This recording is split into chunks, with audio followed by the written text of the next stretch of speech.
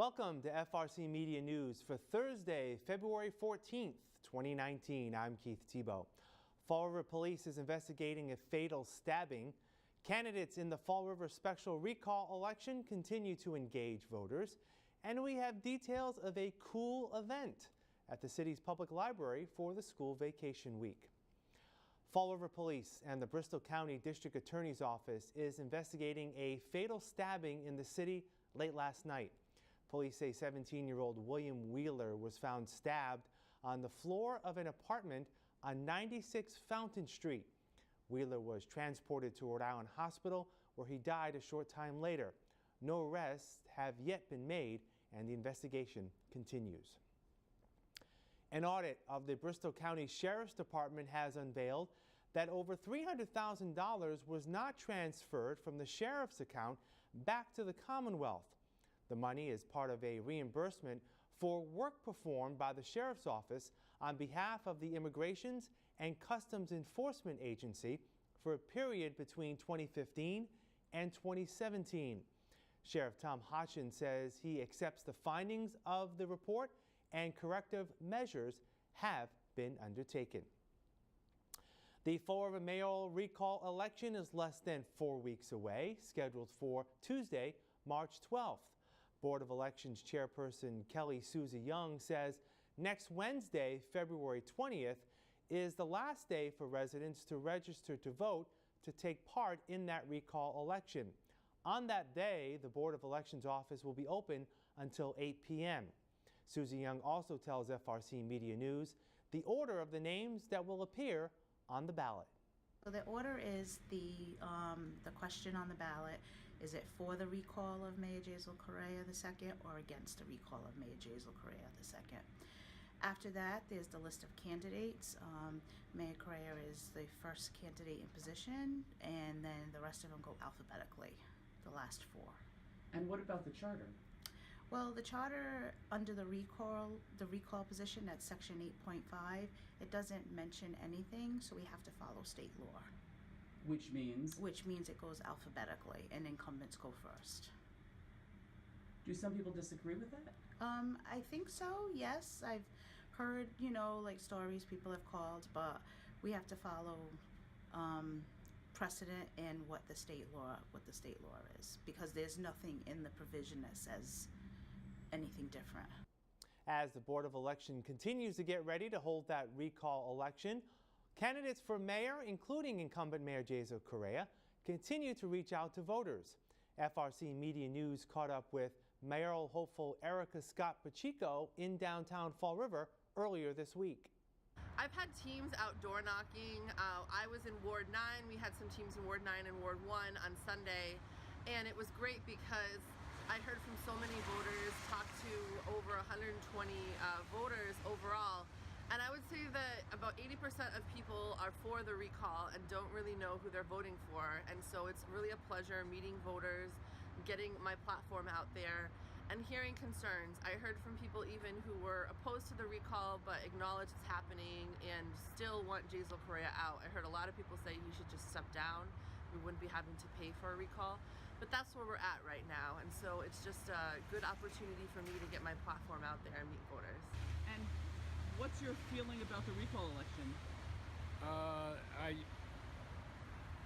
I haven't decided who I would vote for, but I'm down to two candidates, either Joe Camara or the mayor, Jazel Correa, because the two gentlemen that are running that work for the school department all their lives, they'll spend so much money you won't believe on the school systems. Now, there'll be at least two candidate debates that you can see right here on FRC Media. The first on Thursday, February 28th, sponsored by the Herald News, and the second on Thursday, March 5th, sponsored by the Fall River Reporter. FRC Media has also invited all candidates to record a 3-minute statement to voters and will also have exclusive 30-minute interviews with each candidate. Check out our FRC Media website at frmedia.org for more information and to view the statements and interviews we have conducted to date. We'll have more FRC Media News right after this. Here are some job descriptions on the latest hot jobs list from the Mass Hire Fall River Career Center. Registered nurse. Aviana Healthcare is in need of a full-time registered nurse in the Fall River area to provide one-to-one patient care in a home environment. Job number 117-25706. Client service representative. Bank of America, located at 87 Mariano Bishop Boulevard, is looking for a part-time client service representative to build client relationships, offering financial services and processing transactions. Job number 117-22823. Maintenance shop clerk. Republic Services, located at 1080 Airport Road, is looking for a full-time maintenance shop clerk to provide administrative support such as inventory control, processing transactions, and scheduling for the shop. Job number 117-27991. O'Reilly Automotive, located at 171 Rhode Island Avenue, is looking to fulfill the following full and part-time positions. Retail Sales Specialist, job number 117-28131. Store Counter Sales Associate, job number 117-29319.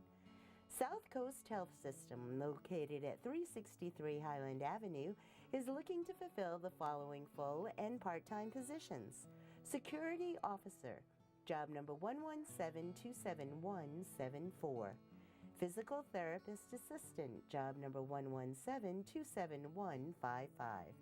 For more information on these or other positions, visit masshiredjobquest.detma.org or call the Mass Hire Fall River Career Center at 508-730-5000.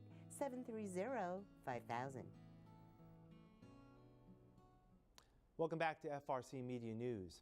In education news this week, the Diamond Regional School Committee voted 4-2 to offer Principal Elvio Ferreira the position of Superintendent Director effective on July 1st. The committee has been under scrutiny by many in the community for deciding not to renew the contract of Superintendent Director Tom Aubin at a meeting in December. Aubin will leave that post effective the end of June.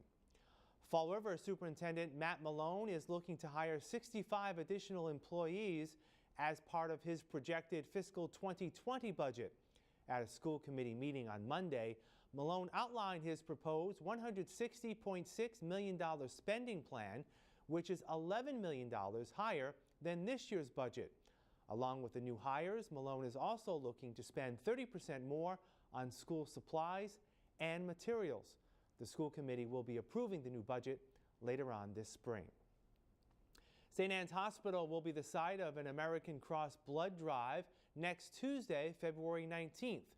Residents are asked to visit the nonprofit group's website for more information, including sign-up and eligibility requirements. According to Regional Director of the American Red Cross, Hillary Green, all blood types are badly needed. Right now we're in the middle of a blood emergency, and it might sound like we're always in the midst of a blood emergency, but several things happened recently that changed us a little bit. Always around the holidays, fewer people go to blood drives. They're busy with family stuff and holiday stuff. And then winter weather all around us, even if it's not here, affected blood drives. So we've collected so much fewer units than we really need to. Blood is going out faster to hospitals than we're getting in. And then things like the flu and cold. How many people do you know have been affected by that? And so they're canceling out on their blood donation appointments, which they should. If you're not feeling well, you shouldn't donate blood. But we're really behind. So what we're encouraging people to do is find out where a local blood drive is in your area. You just put in your zip code and find out, and go donate blood for us, because it'll help save lives. And maybe you'll need it down the road too, or somebody you know. But when you donate blood through the American Red Cross, it goes where it's needed. If it's needed locally at a hospital, that's fine too. But if it's needed in Washington, D.C. or New Hampshire, it goes where it's needed, so you can know you're doing a good thing and your blood is going where it's needed. Now, what can people expect once they donate? Like, as they donate, I should say. Yeah, so it should take about an hour from beginning to end. So you show up and you sign in, and then you have a little mini physical. And they test your blood for iron and if you have enough red blood cells. and they take your blood pressure and take your pulse and all of that. And then the actual donation only takes 8 to 10 minutes. You feel a slight sting, and they've got great staff who take good care of you. It's comfortable, and then after you donate, you get to have some juice and cookies and treats. As many of you know by now, the Swansea Mall is closing at the end of March. But before the announcement, one business owner was not expecting to be ousted from his mall space so quickly. In time, we figured that some transition would happen with the mall. We figured maybe a developer would come in and purchase it. We figured maybe they would relocate a lot of the existing space and maybe demolish or sell off or reconstruct part of the space. That was a lot of the verbiage that was given to us over the course of the last few years. We would have never thought that the actual mall itself, with 30 operational businesses still existing in here, would actually close. Never mind abruptly with 30-day eviction and 60 days to get out. Our future plans are to come to Fall River. We put our location in the city as of right now on hold. We're not looking in the city. The location that we had secured, we've transitioned out of that for now to focus more on the clientele that we've built here over the last few years. That is our main concern, is to make sure that those people who have committed to us, we commit back to them and we make sure that they're well taken care of. The indictments of the mayor haven't crossed our mind. We love the city. We love the culture of the city. We have always loved the city. I was born and raised in Fall River. My family lives in Fall River. A lot of our clientele that does come over the bridge here to Swansea is from Fall River. So it had nothing to do. We'll take a break and have more FRC Media News after this.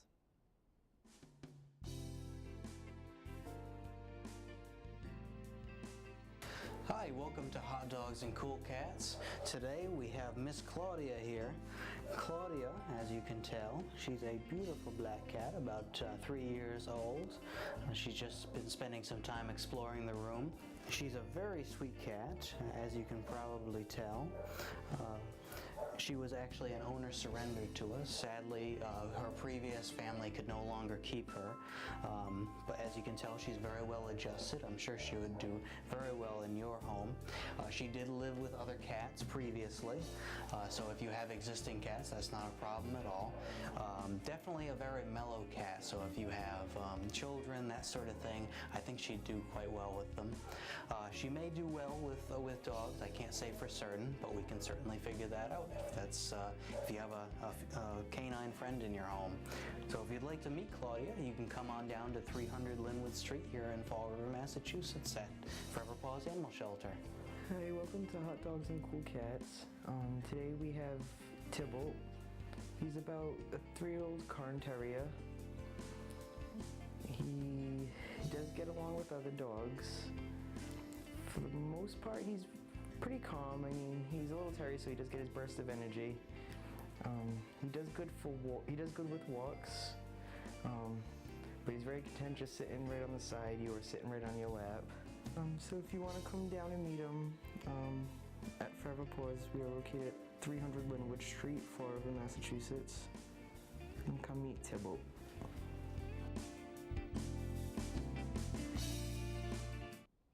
Finally, school vacation week for Fall River students begins this Monday, February 18th.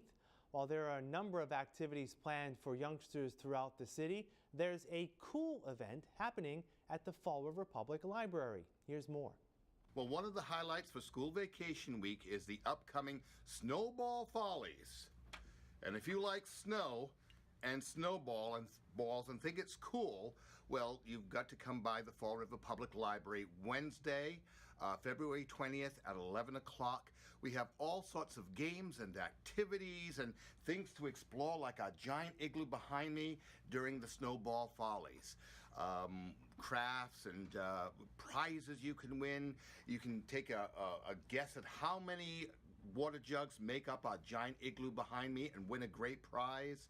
So if you're looking to have a really frosty good time during school vacation week, drop by the Fall River Public Library Wednesday, February 20th at 11 o'clock, between 11 o'clock and 12:30. You'll have a great time.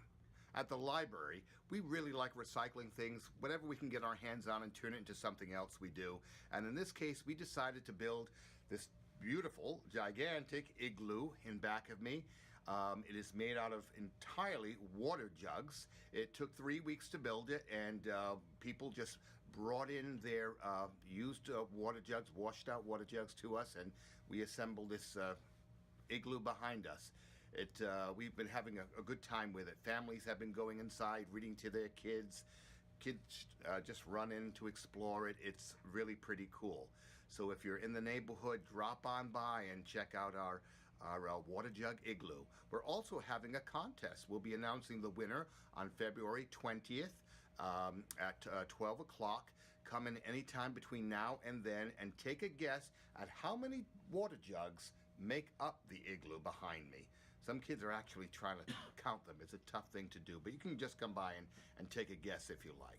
That'll do it for this edition of FRC Media News. You can watch FRC Media News Thursdays and Fridays at 6 p.m. and find out all of our news stories online at our website, frcmedianews.org. For all of us here at FRC Media News, I'm Keith Tebow. Have a great week. We'll see you next Thursday.